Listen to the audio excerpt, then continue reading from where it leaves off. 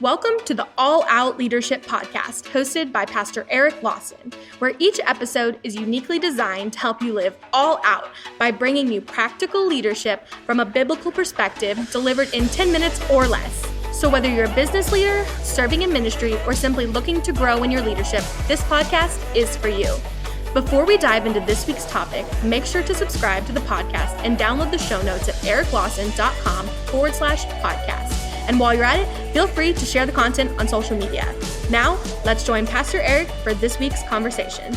Welcome to another edition of the All Out Leadership Podcast. We are looking at speaking the truth in love. And I want to give a couple T's that are going to help us as we move forward to share the truth in love. Proverbs 15:23 says, "A man has joy by the answer of his mouth, and a word spoken in due season, how good it is." John 16:12 says, "I have many things to say to you, but you cannot bear them now." So the first thing we want to look at is timing. When we go to share, to go to confront your brother or sister in love, when you're walking out in Scripture, to do that, timing matters. Jesus didn't confront every issue with his disciples at every time. He waited for the right time to confront them. And so there's a right place. There's the right people. There's just the right time. So I want to share with you just practically the right place. First of all, anything confrontational should really never be done over a text, and it never should be done over an email. Biblically, what you see is it says, "Go to your brother." So that meant you had a face-to-face conversation of some kind. So it needs to be a face-to-face conversation, because 90% of communication is actually body language. And so what happens when you send an email, all the nonverbals, which are really important, you can't read in an email. You can't see somebody's facial expression. You can't see how they're responding to what you're saying. And I've just found things escalate rapidly and things are incredibly misunderstood whenever it's a text, whenever it's an email. At the worst, pick up a phone. At the best, make sure that you make time to meet face-to-face. Also, if you're going to meet face-to-face, it's the right place that you're meeting face-to-face. I wouldn't meet out where there's a bunch of people just passing by, overhearing your discussion or argument. So make sure it's the right place. And then really it's in with the right people around, because I've just seen that there are certain confrontational conversations that there just isn't the right people even in the vicinity, that if they did accidentally overhear something, they wouldn't have the maturity to know how to handle it and process it. Here's just a couple practical things when it comes to the timing. Don't confront that person before there's something big. For example, I tell my staff, hey, look, right before I walk out to deliver a sermon is probably not the best time to drop a big atom bomb on me, all right? Let it wait till after I'm done speaking. When you don't have time to finish the conversation, that's probably not the right time to confront it either, because all you did is just kind of open a wound and you weren't able to really resolve it. And when you're still fuming, that's really the wrong time to do it as well. If you're just upset, you haven't gotten clarity, chemically, your mind is not in the right place. Just go ahead and just sit back, sleep on it, and rest. All right, let's talk about tact. Tact matters. And so often in war, rarely is the full frontal assault the most effective form. In fact, that's where you're probably going to receive the most casualties. I have found relationally, that is where I've experienced the most casualties, is when I just come blaring in with the full frontal assault.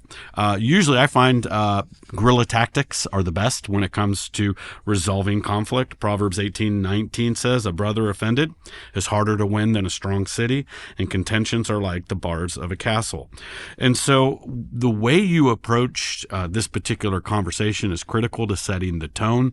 If you start with something that's aggressive right out of the gate, immediately the castle walls go up, the moat starts getting filled with alligators, and you're not getting across there to save your life. So that's why you want to be a little bit of a guerrilla warfare inside of your confrontation.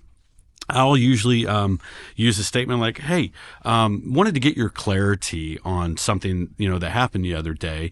Would you have a few minutes? Yeah. Okay. Well, clarity. I want to, hey, I think I might have a misunderstanding. Could you help me with something? Well, I need your help. Well, okay. That's a little disarming. So I'm misunderstanding something. Not, hey, moron, you did something wrong and I need you to fix it. Well, of course the castle walls are going up and the gators are going in.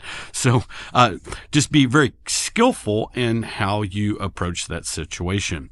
There's a great book, highly recommend it. In fact, I give it to certain staff who have to have lots of difficult conversations. It's called Fierce Conversations by Susan Scott. It's a Christian book. Not everything in there are Christian linguistics, but there's a lot of great principles there on how to navigate difficult conversations. And then tone. 70 to 93% of all communication is nonverbals. And often, that statement, I can't hear what you said because the way you said it is too loud. And often just the tone in which you say something can really offend somebody. It can get somebody defensive, or you can disarm someone with the tone that you use. And so again, just be very tactful inside of your tone. Just step back, think, what's a kind way to say this? And here's the other thing. Your tone dramatically changes if you can say it with a smile. If you can just say the words with a smile, it literally It's hard to have a really bad tone with a smile. So it forces you to actually use a nicer tone. So just smile whenever you're talking inside of that situation. Let's be honest, it's really hard to be angry at somebody who's smiling at you.